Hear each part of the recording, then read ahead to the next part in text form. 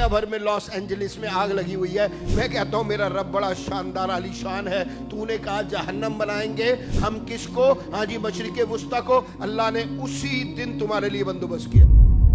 آج ہم رسوائی کا شکار کیوں ہیں؟ ہم کچھ نہیں کر پا رہے. آپ نے دیکھا کہ اسرائیل بدبخت ظالم قاتل جو ہے وہ باقاعدہ طور پر ایک نقشہ جاری کرتا ہے آفیشلی. ہم نے کہا فلسطینیوں نے یہ کیوں کیا؟ ہم نے کہا انہوں نے جنگ کیوں چھیڑ دی؟ ہم نے کہا کہ جواب میں اسرائیل نے جوابی طور پر یہ سارے کام کیے ہیں. اگر جوابی طور پر کیے جائے تو گریٹر اسرائیل کا نقشہ شائع نہیں کیا جاتا. آج کے دن میں تو یہ کوئی ڈھکی چھپی بات نہیں، عقیدے کا حصہ ہے باقاعدہ طور پر. کبھی سوچا آپ نے؟ وہ عقائد کو لے کر آگے بڑھ رہے ہیں، وہ اپنے دین کو لے کر آگے بڑھ رہے ہیں، اور ہم اپنے مفادات کے اسیر. ہم کہتے ہماری باری نہیں آنی. بھائی باریاں ہی تو لگی ہوئی ہیں، کبھی افغانستان، کبھی شام، کبھی عراق، کبھی لیبیا، کبھی یمن. ہم تو سمندر پاٹ پاٹ کے شہر بنا رہے ہیں. اسٹاک ایکسچینج یوں جا رہی ہے، مسلمان نیچے آ رہا ہے، اس کی کوئی پرواہ نہیں. کیا کرنا ہے آپ نے ان اسٹاک ایکسچینجوں کا؟ اللہ کی قسم کل مجرم کی حیثیت میں نہیں کھڑا ہونے. ہم نے اللہ کے سامنے